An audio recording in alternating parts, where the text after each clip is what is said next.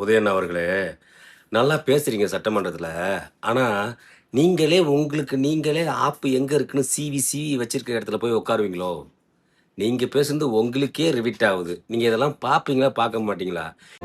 எங்களுக்கே சில நேரம் சட்டமன்றத்துக்கு வந்திருக்கோமா இல்ல சூப்பர் சிங்கர் நிகழ்ச்சிக்கு வந்திருக்கோமா அப்படின்னு சந்தேகப்படுற அளவுக்கு இங்க பாட்டு நிகழ்ச்சிகள்லாம் நடந்து கொண்டிருக்கிறது. வாழ்க்கையில் நிம்மதி கொள்வதென்பதேது அப்படின்னு பாட வச்சுட்டாரு. இது வெறும் ட்ரெய்லர் தான். மெயின் பிக்சர் பார்க்கறதுக்கு ஜனங்களா வெறும் சபையில் நீ நடந்தால் உனக்கு மாலைகள் விழ வேண்டும். ஒரு மாசு குறையான மன்னவர் இவர் என்று போற்றி. இதுல நேரலை போடாதீங்கன்னு சொல்லிட்டு, நேரலையில கதறுறீங்க. சரி, நீங்க தான் இப்படி இருக்கீங்க. சரி, வயசுல சின்னவரா இருக்கீங்க. அதனால இப்படி இருக்கீங்கன்னு பார்த்தா, உங்க கட்சியில உள்ள மூத்த உறுப்பினர், அவர் என்ன சொல்றாரு?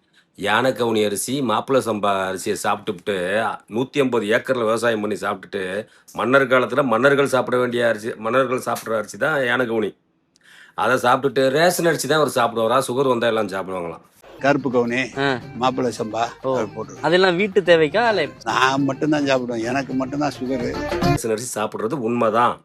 ஏழை மக்கள் சாப்பிட்றாங்க.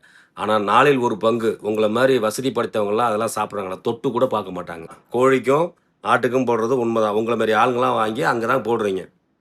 ஏன் இப்படிலாம் பொய் பொய் புரட்டு சொல்கிறீங்க? நீங்கள் உங்கள் பேரை நேருன்னு வச்சுக்கிறது சார், கோணான்னு வச்சுக்கிங்க. அதுதான் சரியா.